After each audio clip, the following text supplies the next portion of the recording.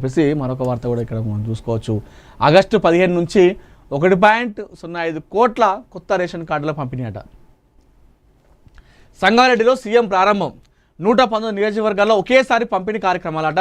అధికారులకు ప్రభుత్వం కీలక ఆదేశాలు. ఇది కథ. ఆగస్టు 15 నుంచి ఒక కోటికి పైగా కొత్త రేషన్ కార్డుల పంపిణీ జరగబోతా ఉందంట. తెలంగాణ ప్రభుత్వం కొత్తగా మంజూరు చేసి లామినేట్ చేసిన 1.05 కోట్ల ప్రజా పంపిణీ వ్యవస్థ రేషన్ కార్డులను ఆగస్టు 15 నుంచి రాష్ట్ర వ్యాప్తంగా పంపిణీ చేయనుంది. స్వతంత్ర దినోత్సవాన్ని పురస్కరించుకొని ఈ భారీ కార్యక్రమాన్ని చేపట్టాలని ప్రభుత్వం నిర్ణయించింది. దీనికి సంబంధించి రాష్ట్ర నీటిపారుదల, ఆహార అండ్ పౌర సరఫరాల శాఖ మంత్రి కార్యాలయం గురువారం అధికారిక మెమో జారీ చేసింది. కొత్త రేషన్ కార్డుల పంపిణీ కార్యక్రమాన్ని రాష్ట్ర స్థాయిలో సంగారెడ్డి జిల్లాలో ముఖ్యమంత్రి ప్రారంభించున్నారు. అదే సమయంలో రాష్ట్రంలోని 119 అసెంబ్లీ నియోజకవర్గాల్లోనూ ఒకేసారి పంపిణీ కార్యక్రమాలు నిర్వహించనున్నారు.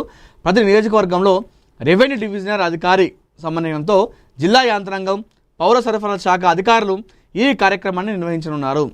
స్వతంత్ర దినోత్సవ అధికారిక వేడుకలు ఉదయం నిర్వహించబడుతున్నందున అలాగే సాయంత్రం రాజ్ భవన్లో జరిగే అట్ హోమ్ కార్యక్రమానికి ముఖ్యమంత్రి హాజరు కానున్న నేపథ్యంలో రేషన్ కార్డుల పంపిణీ కార్యక్రమాలను మధ్యాహ్నం 2 గంటల నుండి సాయంత్రం 4 గంటల వరకు మధ్య నిర్వహించాలని ప్రభుత్వం నిర్ణయించింది. కార్యక్రమాన్ని విజయవంతంగా నిర్వహించేందుకు ప్రభుత్వం అధికారులకు పలు కీలక ఆదేశాలు జారీ చేసింది. లబ్ధిదారుల జాబితాలను తుది దశలో పరిశీలించి ఎలాంటి పొరపాట్లకు తావు లేకుండా చూడాలని సూచించింది. రేషన్ కార్డుల ముద్రణ, భద్రత, రవాణా ఏర్పాట్లను ముందుగానే పూర్తి చేయాలని ఆదేశించింది. జిల్లా కలెక్టర్లు, ఎమ్మెల్యేలు, ఆర్డీఓలు, పౌర సరఫరాల శాఖ అధికారుల మధ్య సమన్వయంతో కార్యక్రమం నిర్వహించాలని ప్రభుత్వం స్పష్టం చేసింది. పంపిణీ కేంద్రాల్లో తాగునీరు, కూర్చున్న సౌకర్యం, వేదికలు, నమోదుకు అవసరమైన ఏర్పాట్లు, ధృవీకరణ ప్రక్రియ క్రమబద్ధమైన పంపిణీ కోసం తగిన సిబ్బందిని నియమించాలని సూచించింది. అలాగే కార్యక్రమానికి సంబంధించి ఫోటోగ్రఫీ, వీడియోగ్రఫీ, మీడియా సమన్వయం, విస్తృత ప్రచార చర్యలు చేపట్టాలని ప్రభుత్వం ఆదేశించింది. కార్యక్రమం ముగిసిన అనంతరం పంపిణీ చేసిన రేషన్ కార్డుల సంఖ్య, లబ్ధిదారుల వివరాలతో సమగ్ర నివేదికను ప్రభుత్వానికి సమర్పించాలని అధికారులను ఆదేశించింది. కొత్తగా అర్హత పొందిన కుటుంబాలకు ప్రజా పంపిణీ వ్యవస్థ ప్రయోజనాలను విస్తరించే దిశగా ఈ కార్యక్రమాన్ని ప్రభుత్వం కీలక సంక్షేమ కార్యక్రమంగా పేర్కొంది. రాష్ట్ర వ్యాప్తంగా అన్ని జిల్లాల్లో అధికారులు సమన్వయంతో పనిచేసి కార్యక్రమాన్ని విజయవంతం చేయాలని మెమోలో స్పష్టం చేసింది. సంగారెడ్డిలో సీఎం ప్రారంభించబోతున్నారు. ఆగస్టు 15 నుంచి తెలంగాణలో 1 కోటి మందికి పైగా రేషన్ కార్డుల పంపిణీ కార్యక్రమం జరుగుతూ ఉంది. సో దీనిలో ఎలాంటి తప్పులు జరగద్దు, అవకతవకలు జరగద్దు. ఎవరికైతే అర్హత ఉందో వాళ్ళు ఖచ్చితంగా ఇవ్వాలి. లబ్ధిదారులకు ఇది పోవాలి. మళ్ళీ లెక్క మొత్తం నాకు చెప్పాలి. ఎంత లెక్క అయింది, ఎంతమంది ఉన్నారు, ఎంతమందికి పోయింది అటువంటి ఆ నివేదిక మొత్తం నా దగ్గర రావాలి, ఆ లెక్క మొత్తం నా దగ్గర ఉండాలి అని చెప్పేసి అధికారులు కూడా ఆదేశించడం జరిగింది. ఈ ప్రోగ్రామ్ సక్సెస్ కావాలి, ప్రతి నిరుపేదకు ఈ రేషన్ కార్డు అందాలి అని చెప్పేసి తెలంగాణ ప్రభుత్వం అడుగులు వేస్తూ ఉంది. ఆగస్టు 15 నుంచి ముహూర్తం ఫిక్స్ చేసుకున్నారు. తెలంగాణలో కొత్త రేషన్ కార్డుల పంపిణీ జరగబోతూ ఉంది.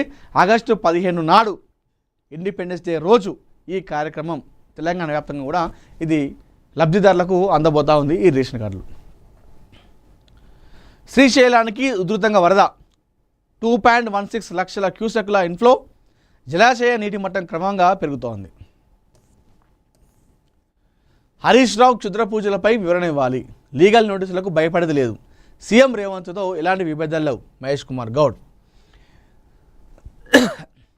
బీఆర్ఎస్ సీనియర్ నేత హరీష్ రావు క్షుద్ర పూజల అంశంపై ప్రజలకు స్పష్టమైన వివరణ ఇవ్వాలని టీపీసీసీ అధ్యక్షుడు మహేష్ కుమార్ గౌడ్ మరోసారి డిమాండ్ చేశారు.